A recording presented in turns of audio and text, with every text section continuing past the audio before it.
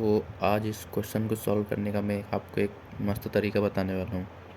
जो इसका ट्रेडिशनल तरीका है वो ये हो सकता है कि कॉस इसमें से कॉस स्क्वायर अलग कर लें और फिर उसको 1 माइनस साइन स्क्वायर लिख कर बाई पार्ट्स लगा कर, वो तो ट्रेडिशनल है, उससे तो कर ही सकते हैं।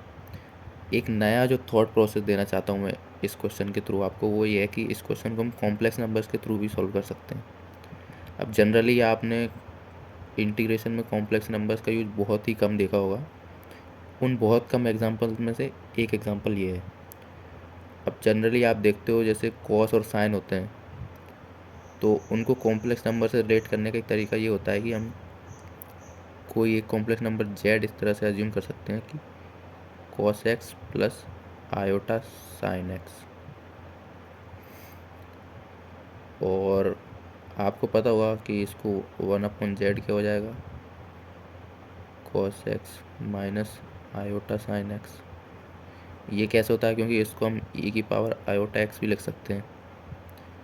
तो इसका रेसिप्रोकल करेंगे तो माइनस एक्स हो जाएगा और इधर माइनस हट जा, माइनस कॉस में cos minus x cos x ही होता है और ये माइनस इधर से बाहर आ जाता है, ये ई की पावर माइनस आयोटा एक्स भी होता है।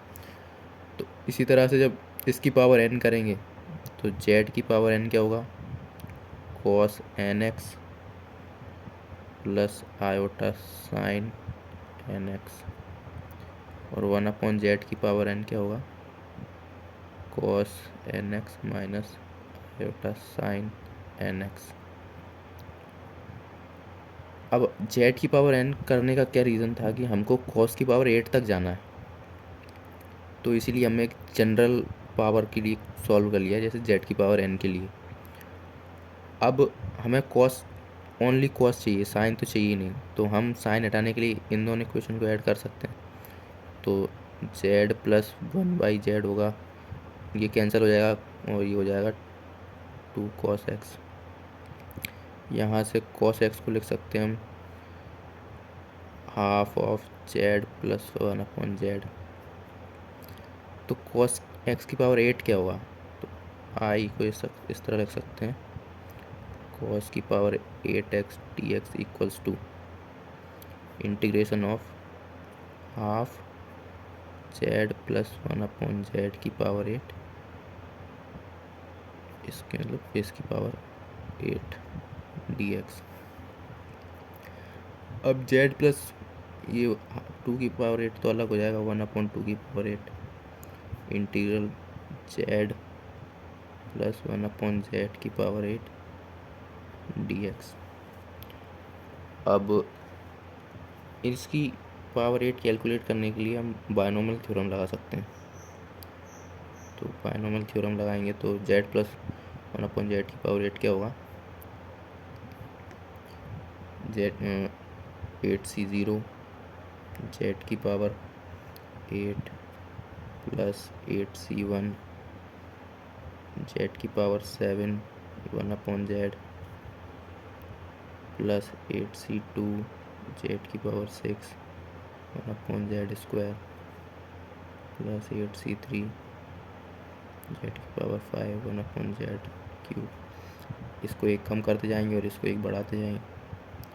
बायनोमियल थ्योरम में पढ़ा होगा आपने, 1/z की पावर 4 प्लस 8c5 जेड की पावर 3 1/z की पावर 5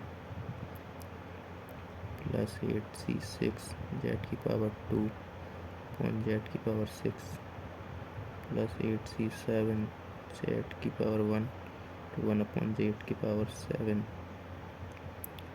प्लस 8c8 जेड की पावर 0 1/z की पावर 8। ये पूरा एक ही ब्रैकेट के अंदर है। तो अब इसको सॉल्व करने के लिए हम एक इसका इस तरह से यूज़ कर सकते हैं कि आपने देखा होगा ये 8c0 और 8c8 सेम ही होते हैं, है ना। आपने एक प्रॉपर्टी पढ़ी होगी कि NCR equals to NCN minus R। तो इस तरह से 8c0 और 8c8 सेम हुए, तो इनको हम एक साथ लिख लेंगे। तो 8c0 कॉमन ले लिया, इधर है जेड की पावर 8 प्लस यहाँ पर है 1/z की पावर 8। प्लस 1/z की पावर 8। इसी तरह 8c1 और 8c7 सेम होंगे, तो इसको भी कॉमन ले लेते हैं।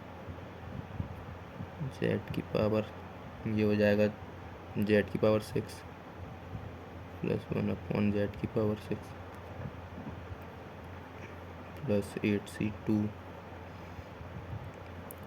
यहाँ पर ये होगा 8c4, z की पावर 4 प्लस 1/z की पावर 4 प्लस 8c3, ये होगा z स्क्वायर। 8c3 और 8c5 सेम होंगे,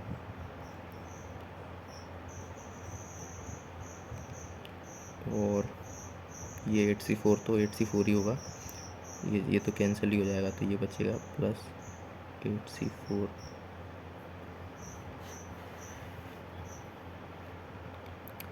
इस तरह से।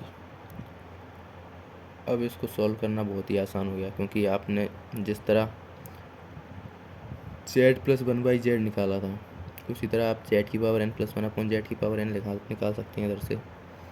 z की पावर n प्लस 1/z की power n equals to 2 cos nx।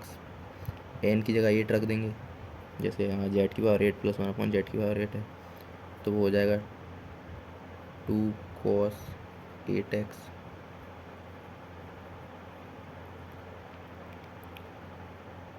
तो देखो 2 तो सब में कॉमन आ ही जाएगा, तो इसको ऐसे लिख सकते हैं 1/2 की पावर 8 इंटीग्रल, एक 2 कॉमन ले लेते हैं, यहाँ पर dx है 8c0, यहाँ से आएगा cos 8x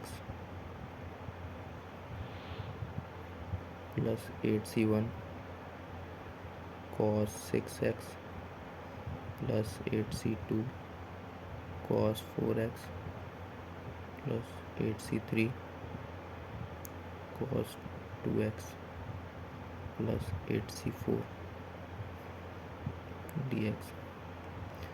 अब ये तो कांस्टेंट ही है, बायनोमियल कोफिशिएंट, और बाकी इन सब का इंटीग्रेशन तो आप कर ही सकते हो। cos 8x का साइन 8x/8, मतलब ईच टर्म को आप डिस्ट्रीब्यूट कर दो इंटीग्रल साइन को हर एक टर्म में, और फिर आप इंडिपेंडेंटली सबको इंटीग्रेट कर ही सकते हो।